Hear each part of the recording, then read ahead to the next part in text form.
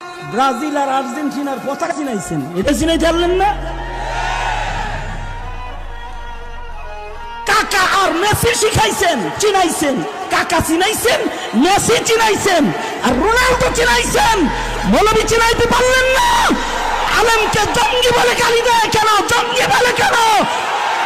এ ধৃষ্টতার জবাব আল্লাহর আদালতে আপনাকে দিতে হবে, আপনাকে দিতে হবে জবাব, দিতে হবে আপনাকে জবাব। তুই আর্জেন্টিনার পতাকার গেঞ্জি পরার আগে আমার দেশের পতাকার গেঞ্জি পরলি না কেন?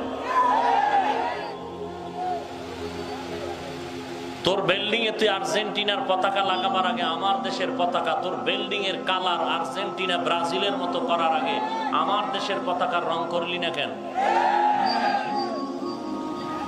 আকাম করো তুই, দোষ দাও হুজুরের। আল্লাহ হেদায়াত দান করুন। বিশ্বের মধ্যে একটা দেশ, যেই দেশের নাম ব্রাজিল, সেখানে প্রকাশ্য আযান দেওয়া নিষেধ।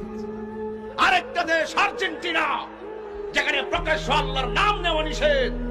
ওই দেশ যেখানে আল্লাহর নাম নেওয়া হয় না, সেই দেশের সাপোর্ট নিয়ে বাংলাদেশের লাল সবুজের সোনার বাংলাদেশে ওই দেশের পতাকা মানাই না।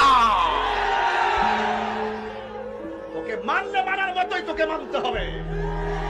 এই যুবক, amazing figure and fighter, look at me, there is no god but Allah, Muhammad is the messenger of Allah. Allah রাসূলের মহব্বত যদি কলিজার মধ্যে ঢুকাইতে পারো, তাহলে বর্তমান সময় যে বিশ্বকাপ খেলা চলতেছে, যে বিশ্বকাপ খেলার জন্য তোমার নিজের জীবনকে কুরবান করতেছো, নিজের অর্থকে ব্যয় করতেছো, নিজের সময়কে ব্যয় করতেছো, সেই সময় সেই সব কিছু পার্থিব জীবনের জন্য হয়তো বা তোমার জন্য সুখ হতে পারে, কিন্তু পরকালে শান্তি দিবে না। যুবক ভাইদের কাছে আকুল আবেদন করি, এখন পর্যন্ত যারা এই ফুটবল বিশ্বকাপ খেলা নিয়ে যারা মাতলামি করতেছেন, তাদেরকে বলে যাই, যেই দেশে খেলা হচ্ছে সেই দেশে চলুক, বাংলাদেশে মাতলামি করার কোন সুযোগ নেই।